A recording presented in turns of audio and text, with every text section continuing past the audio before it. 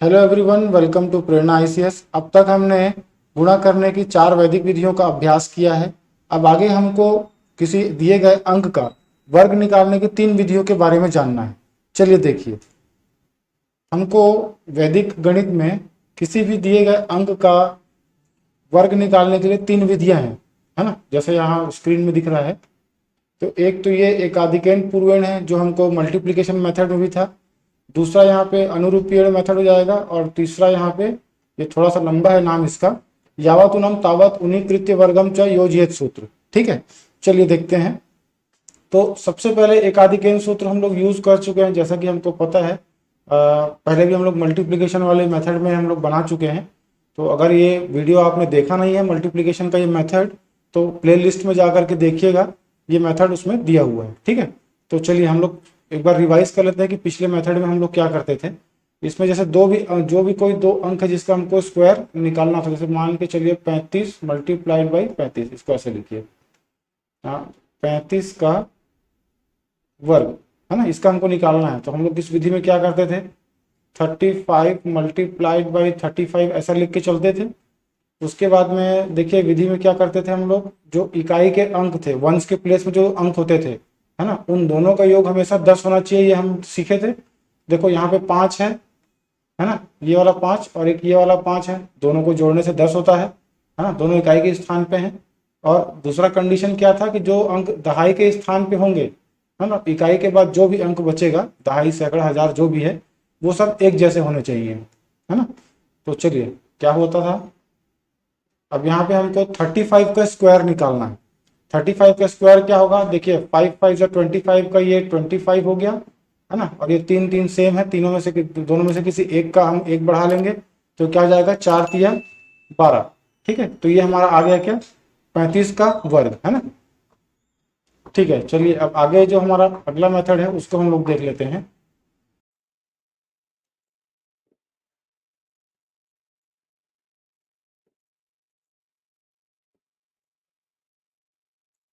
चलिए अब जो हमारा सेकंड मेथड है अनुरूपीण सूत्र, इसमें देखिए हमको क्या करना है। इस वाले टेक्निक में हमको एक ये फॉर्मूला को याद करके चलना है। हमको पता है a plus B whole square equals to A square plus B square plus 2ab। ये फॉर्मूला आप पढ़े होंगे, है ना।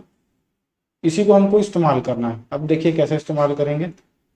देखो अब जैसे हमको कोई नंबर दिया हुआ है 64, इसका हमको स्क्वायर निकालना है ना।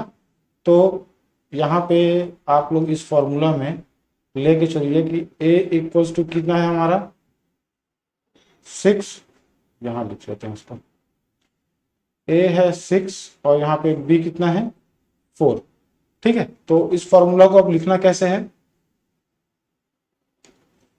64 का square equals to a square 2ab और b का स्क्वायर। ठीक है, चलिए अब वैल्यूज रखते चलते हैं, है ना। अब इसमें क्या करना है देखो, तो अच्छा इसको और जब हम लोग सॉल्व करेंगे तो ये सॉल्व करने का डायरेक्शन कुछ ऐसा होगा, है ना। हम लोग इसको इस डायरेक्शन में सॉल्व सॉल्व करते हुए चलेंगे, इस डायरेक्शन में। ठीक है, तो सबसे पहले हमको क्या करना है, बी स्क्वायर निकालना है ना।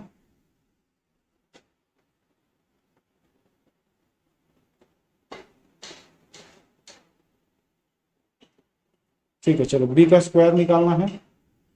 तो बी स्क्वायर क्या हो जाएगा, बी स्क्वायर इक्वल्स टू 4 का वर्ग, तो ये हो जाएगा कितना 16। अब 16 में जो हमारा आंसर का पार्ट होगा, वो आंसर भी हमको इसी फॉर्मेट में मिलेगा, ऐसे 3 हिस्से में, है ना। ये स्टेप 1 है। ठीक है, इसको स्टेप 1 में हमको क्या करना है, बी का वर्ग निकालना है। बी का वर्ग होता है 4 का वर्ग बराबर 16। तो 16 में जो हमारा आंसर का राइट हैंड साइड का पार्ट हो गया 6।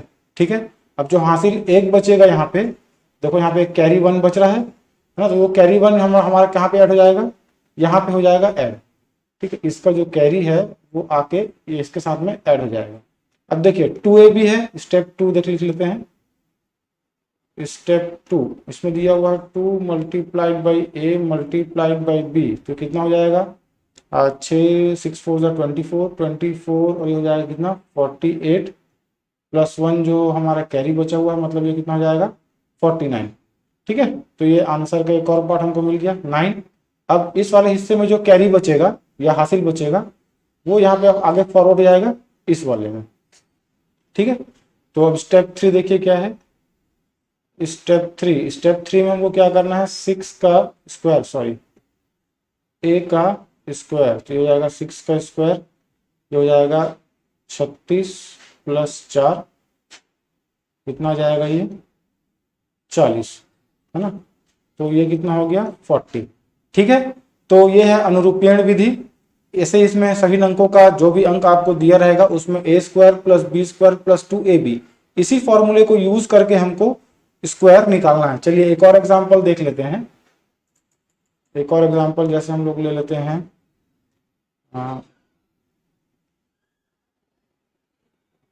86, इसका हम लोग को स्क्वायर निकालना है ना। तो 86 का स्क्वायर क्या आएगा, हमको क्या है फॉर्मूला ए स्क्वायर 2ab और b का स्क्वायर, है ना, हमको ये फॉर्मूला फॉलो करना है। अब सॉल्व करने का जो डायरेक्शन है वो इस तरफ से है।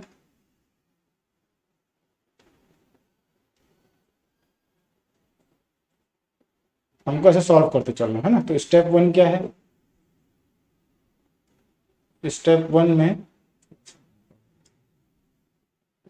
में क्या है कि b का स्क्वायर मतलब 6 multiplied by 6 is equal to how much 36, तो ये हो जाएगा हमारा आंसर का पार्ट, ये हो गया 6। अब स्टेप 2 देखिए। स्टेप टू में क्या करना है 2 multiplied by A multiplied by B, है ना, और प्लस जो भी पिछले स्टेप में कैरी बचेगा प्लस कैरी, जैसे यहाँ पे हमारा जो कैरी बच रहा है वो कितना है, यहाँ पे हमारा 3 कैरी बचा हुआ है ना, तो ये क्या हो जाएगा 2 multiplied by 8 multiplied by 6 is plus हो जाएगा 3, तो ये कितना हो जाएगा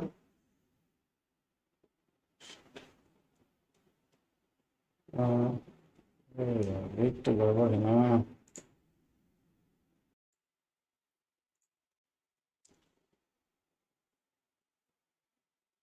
ये क्या हो जाएगा 8 6 ज़ा 48, 48 2 ज़ा 96, 96 प्लस 3 99, है ना, ये हो जाएगा 99। तो 99 पर फिर यहाँ पे एक ये 9 आ जाएगा।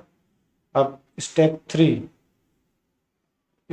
3 में हमको क्या करना है ए का स्क्वायर, तो ए का स्क्वायर मतलब 8 मल्टीप्लाइड बाई 8, तो हो जाएगा कितना 64,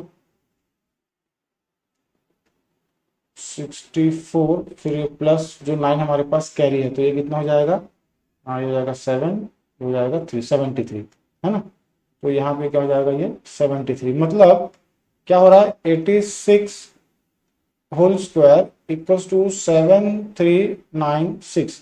ठीक है, तो इस तरीके से स्क्वायर हमको निकालना है। अब चलिए हमको जो आखिरी और अंतिम विधि है, कौन सी विधि है, यावत उनम तावत उनी कृत्यम वर्ग च। ठीक है, चलिए हम इसको सॉल्व करते चलते हैं, देखते हैं इस मेथड। देखिए यावत उनम विधि में क्या करना है, पहले विधि का नाम लिख लेता हूँ।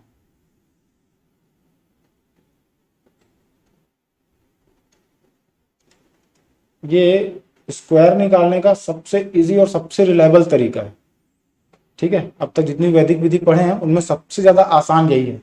देखो हम लोगों को मल्टीप्लिकेशन के लिए निखिलम विधि सॉल्व किए थे। निखिलम विधि में हमको क्या करना था कि हम कोई आधार देखते थे, जैसे 100 10 1000 500 200 300, ऐसे हम आधार निकालते थे और हम देखते थे कि जो हमारा अंक है उस आधार से कितना कम या ज्यादा है, जिसके बेस पे हमको क्या होता था जो विचलन या डेविएशन निकलता था वो पॉजिटिव या नेगेटिव निकालते थे, फिर उसको हम लोग आगे सॉल्व करते थे, है ना। तो सेम टू सेम यहाँ भी करना है। देखो इसमें एक नंबर ले लेते हैं हम लोग, जैसे ये हो गया 98 जिसका हमको स्क्वायर निकालना है। ठीक, तो इसमें देखो इसमें कैसे आंसर आएगा, इसमें पहले फॉर्मूला लिख लेते हैं। ये हो जाएगा अंक, जो अंक हमको दिया है, प्लस या माइनस विचलन ना, ये हो गया।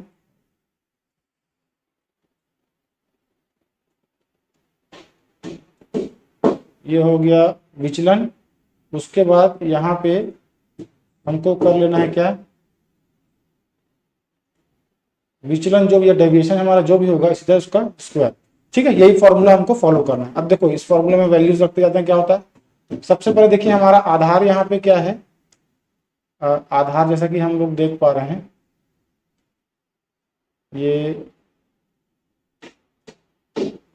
आधार, आधार कितना है 100, तो 98 जो है वो 100 से 2 कम है, मतलब विचलन यहाँ पे कितना आ जाएगा, विचलन हमारा आ जाएगा कितना -2। चलो अब फॉर्मूला में वैल्यू रखते हैं, 98 स्क्वायर इक्वल्स टू क्या है, अंक हमारा क्या है 98 है जो नंबर हमको दिया हुआ है। यहाँ पे विचलन नेगेटिव निकला है तो यहाँ पे क्या आ जाएगा ये -2। ठीक है, -2। उसके बाद में जो विचलन का वर्ग कर देना है तो -2 का हमको करना है स्क्वायर।